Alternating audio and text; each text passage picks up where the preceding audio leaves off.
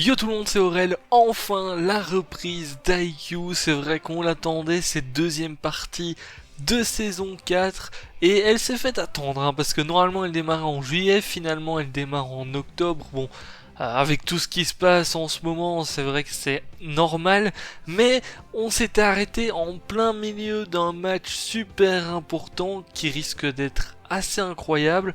On se retrouve pour la review de l'épisode 14 d'IQ saison 4. Si jamais vous n'avez pas vu l'épisode, c'est dispo sur Wakanim. Mais avant de démarrer ça, générique.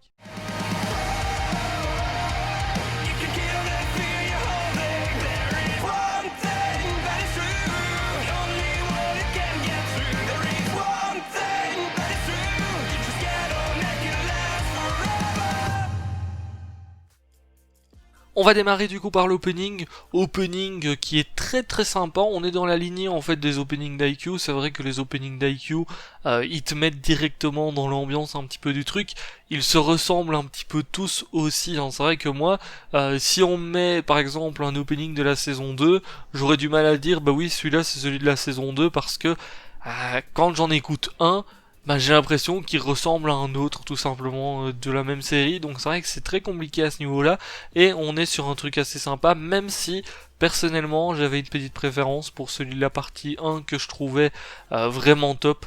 Pour le coup, je pense que c'est mon préféré d'IQ, celui de la partie 1, mais celui-ci reste quand même très sympa. À la toute fin de la partie 1 de cette saison 4, on avait le match Inarizaki versus Karasuno qui avait démarré et on a remarqué directement des difficultés du côté de Karasuno. Quand tu vois carrément qu'Hinata oublie de smasher, tu te dis que ça risque de pas être facile pour la suite, et on le voit de toute manière encore une fois dans ce début de match, ça va pas être forcément facile. Après on est habitué, Karasuno il leur faut toujours un petit temps d'adaptation pour pouvoir être bien dans le match et du coup donner tout ce qu'ils ont.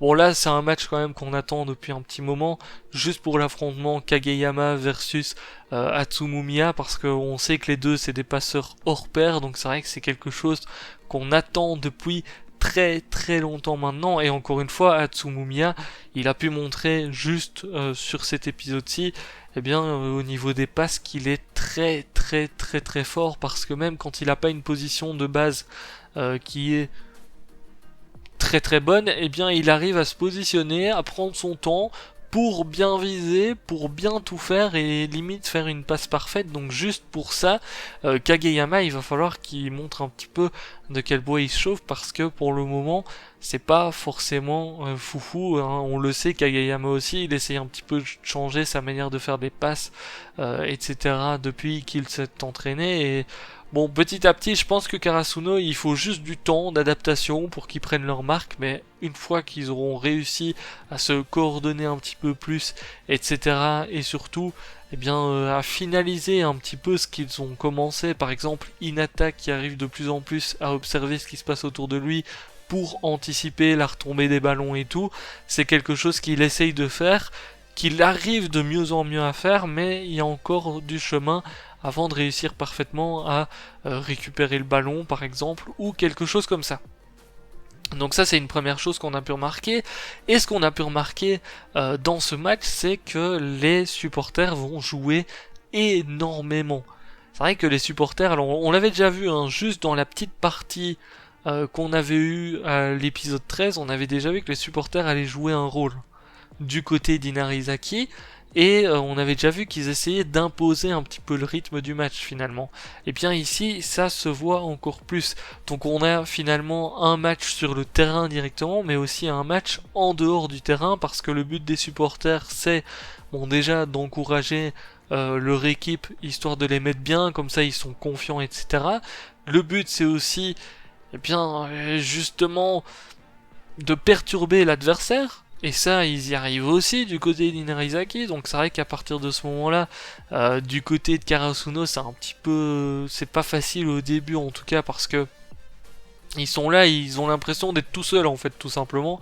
Heureusement, à un moment donné, on a la sœur de Tanaka et toute une équipe qui débarque dans le match pour mettre un petit peu l'ambiance, on va dire, du côté de Karasuno, et surtout pour on va dire requinquer un petit peu les joueurs, parce que clairement imaginez vous ratez une balle, vous avez à chaque fois le public qui débarque et qui se fout un petit peu de vous, qui vous hue, etc. Bah, c'est vrai que ça te met un petit peu le moral à zéro et c'est pour ça qu'il faut rebooster et c'est là qu'on voit l'importance encore une fois du public. Donc juste ça, je trouve ça hyper cool parce que c'est des choses qu'on voyait pas forcément dans IQ jusqu'ici au niveau du public, le rôle qu'ils avaient, etc. Et c'est quelque chose de beaucoup plus montré depuis que le tournoi a démarré, donc juste pour ça, c'est hyper cool. Après, il faut voir un petit peu comment les joueurs vont s'en sortir, etc. Mais la pression, elle est là au niveau du public. Et puis au moins, vu que les supporters de Karasuno ont débarqué, maintenant les supporters d'Inarizaki vont pas pouvoir imposer le rythme. Parce que l'air de rien, les supporters ont joué énormément sur le début de match. Hein. Si vous remarquez, à chaque action, eh bien, on a les supporters qui, justement, on va dire, rythmaient un petit peu l'action par rapport à leurs cris, etc. Et c'est quelque chose de très perturbant, finalement, hein. Quand t'es joueur, quand t'as des supporters dans tous les sens qui crient au rythme, etc., ben, c'est vrai que c'est très compliqué de s'imposer, en fait, tout simplement, sur le terrain, quand il y a autant d'influence sur le côté, mais je pense que Karasuno va pouvoir justement réagir à tout ça, et je suis impatient de voir un petit peu la suite du match, parce que clairement, on a des adversaires quand même, Inarizaki, c'est des adversaires qu'on nous tease comme des monstres, en fait, tout simplement, depuis très longtemps. Et c'est pour ça que j'attends énormément de voir la suite du match. Alors à mon avis, au niveau du match, ça risque de durer quelques épisodes. J'espère simplement que ça sera aussi intense que le match de la saison 3. Parce que le match de la saison 3, je crois que toute la saison était basée sur le match contre Shiratorizawa. Il me semble que les 10 épisodes étaient basés dessus. On en a peut-être eu un qui n'était pas forcément basé dessus.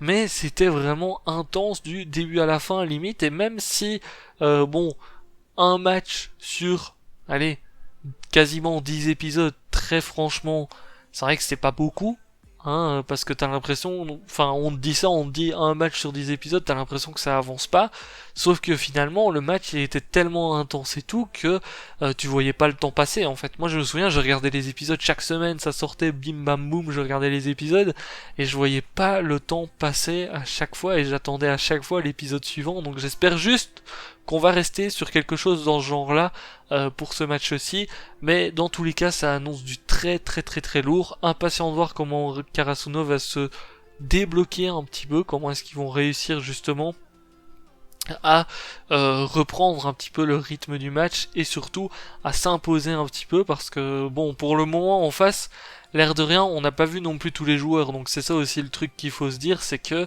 on a des joueurs qui n'ont pas encore vraiment joué. Et est-ce que Karasuno va réussir à résister ou à reprendre le dessus tout de suite? Ça reste à voir. En tout cas, je vais vous laisser là pour cette petite review. N'hésitez pas à me dire un petit peu ce que vous avez pensé de ce premier épisode de cette partie 2. Et je vous donne rendez-vous, eh bien normalement chaque semaine pour à chaque fois une petite review du match. En tout cas, si j'ai quelque chose à dire dessus.